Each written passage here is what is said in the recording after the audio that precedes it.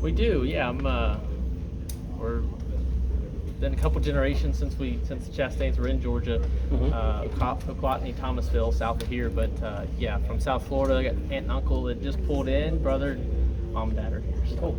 And one more thing is, would you be in favor of NASCAR adding another street race to schedule sometime in the future? Absolutely. Okay. How do you feel Atlanta has matured as a super speedway race? We're about to find out. I think it's going to lose some darkness every time we come back, and I think that's the case. And I expected that pulling in. So clearing the infield tunnel earlier today, it looks lighter, and I think that means less grip. So you feel like this is the race where we're going to start seeing a tipping point of that grip? You tune in Sunday night. I have no idea. Have you gotten to see the track surface at all since you came here? Not personally. Okay. So Ross, you guys, Trackhouse have been on a roll here lately. We know that you're going to be in the playoffs, and how important is it for you guys to finish strong and have these great finishes and great races for you heading into the playoffs? Yeah, for sure. Specifically on the one car, it's good to just keep gaining those points and just running good in the Cup Series.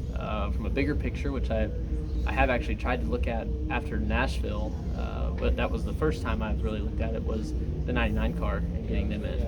So whatever I can do to help that or just not hurt it will be key. But really the best thing I can do is probably just go win more races, and if I have the situation present itself, to keep other guys behind Daniel from winning and moving above him.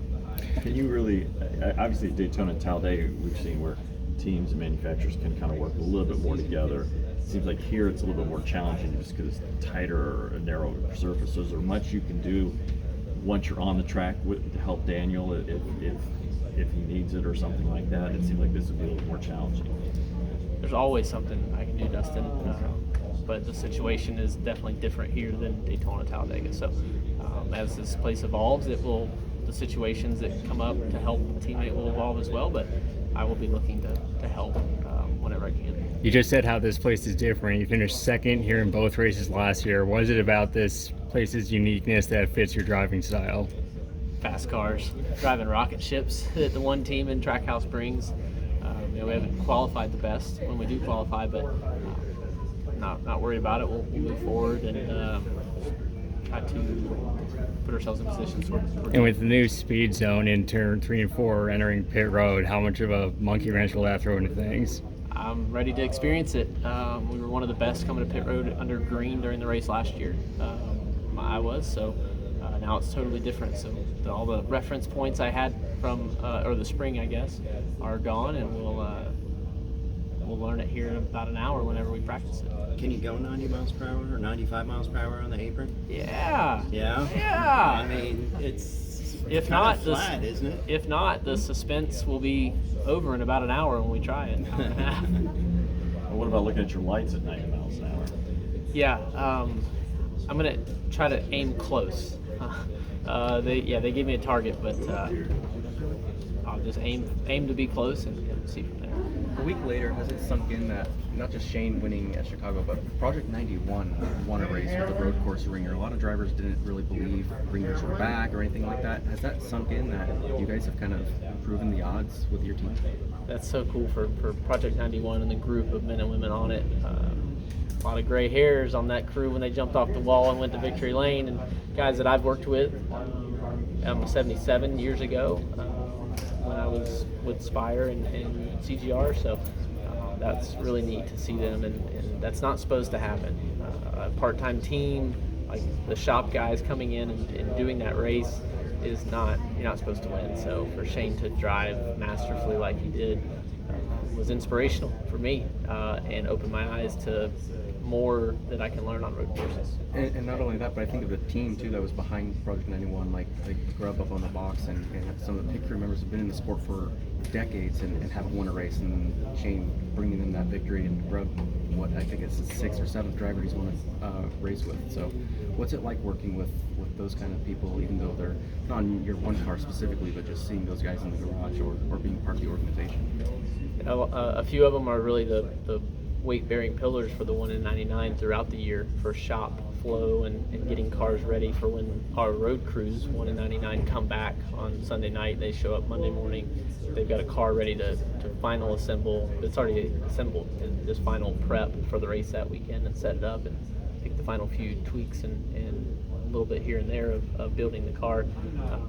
So it was a big ask for them to then also go prepare their own car when they're trying to prepare 2 cars every week and a backup as well. So yeah, it was a lot of smiles, some tears, and tears of joy for sure. What is it, you know, with this project, you've had the opportunity to work with Kimi and now Shane.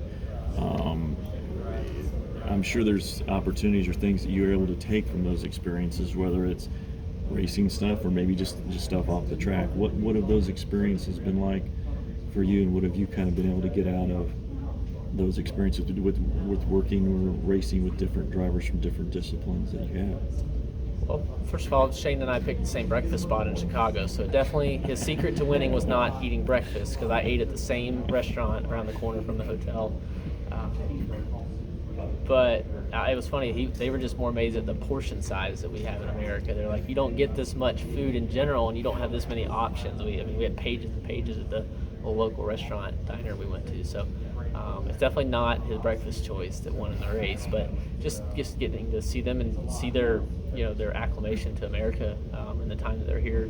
Shane was here a lot more than Kimi was, for sure, and watching our simulator sessions in person, they're talking to us, and there was things that he fundamentally wanted to do different, and I'd never seen it done that way, just from a preparation standpoint, and the way he sat in the car, and the way, obviously, with his feet, everybody saw it Sunday, but we all knew about it weeks before, what he was going to do, and I said, we'll wait and see. And I learned quick that I got some learning. I'm not saying I'm going to come and show up and right foot brake next time, but there's definitely a good thing. Well, I'm curious, how you have a habit of doing it, and you don't have the whole lot of practice time. I know there's all the sim time, but how, if you wanted to go to that way and felt like that was the way to go, how do you do the training to do that?